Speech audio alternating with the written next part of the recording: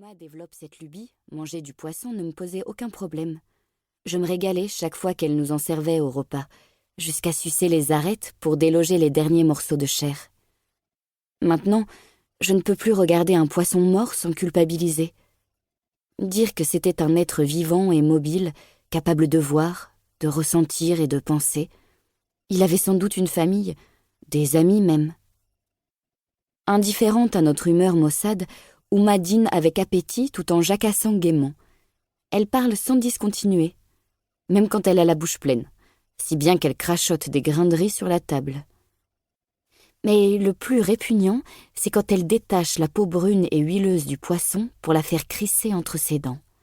« Vous êtes encore trop jeune », s'esclave-t-elle. « Quand j'étais petite, certaines choses me faisaient horreur, comme les yeux de poisson ou la peau.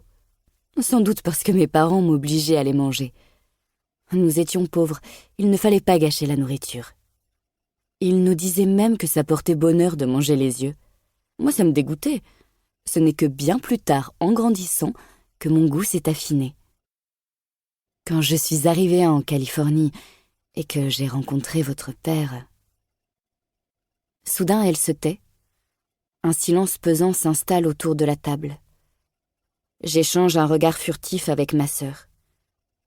C'est la première fois qu'Uma évoque notre père depuis qu'il a quitté la maison, il y a 2 semaines. Elle se ressaisit et balaie sa frange du bout des doigts en se fendant d'un sourire. Un sourire qui sonne faux. Puis elle se lève en faisant grincer atrocement les pieds de sa chaise sur le lino. « N'était-ce pas délicieux ? Je crois que j'ai beaucoup trop mangé. » J'opine, le visage fermé. Délicieux, en effet.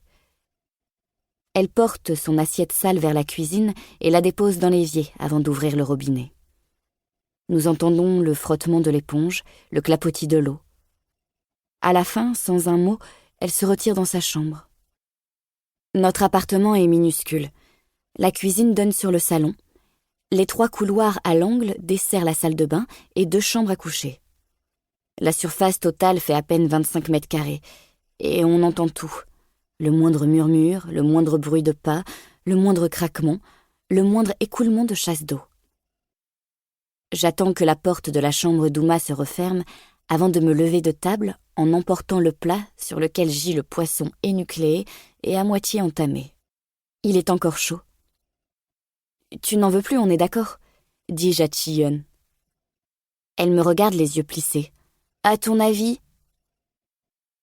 Je vais jusqu'à la poubelle et gratte le plat avec une fourchette qui crisse contre la céramique. Le poisson atterrit sur un tas de marcs de café et d'épluchures d'oignons, d'où il semble me fixer d'un air accusateur, comme si tout était ma faute. Seule la présence de Chi-Yeon m'empêche de lui dire « Je n'y suis pour rien, tu sais, ce n'est pas moi qui t'ai fait ça. » C'est seulement une fois le couvercle de la poubelle refermé que j'éprouve un vague sentiment de soulagement. Chapitre 2. Pour être honnête, il y a encore 2 semaines, j'ignorais que les yeux de poisson étaient des trucs qui se mangeaient. La première fois que j'ai vu ma mère le faire, j'ai seulement cru qu'elle avait sombré dans la démence parce que mon père venait de la quitter. Appa était partie de la maison depuis quelques jours, et Uma était inconsolable. Elle passait ses nuits à pleurer en cachette, mais nous n'étions pas dupes.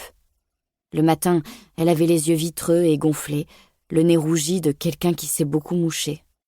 De toute façon, ses sanglots étouffés traversaient le mur qui sépare sa chambre de celle où ma sœur et moi dormons dans le même lit. Nous nous regardions, incapables de dormir. C'est Chi-Yeon qui a réagi la première.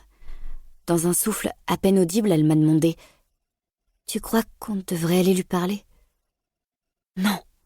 lui ai-je répondu tout bas. « Ce serait trop humiliant pour elle. » En réalité, j'avais peur que Chi-Yeon me demande de prendre les devants, d'assumer mon rôle de sœur aînée. Et c'est peut-être ce que j'aurais dû faire. Mais j'étais malade rien qu'à l'idée d'entrer dans la chambre de ma mère et de la voir pleurer dans son oreiller.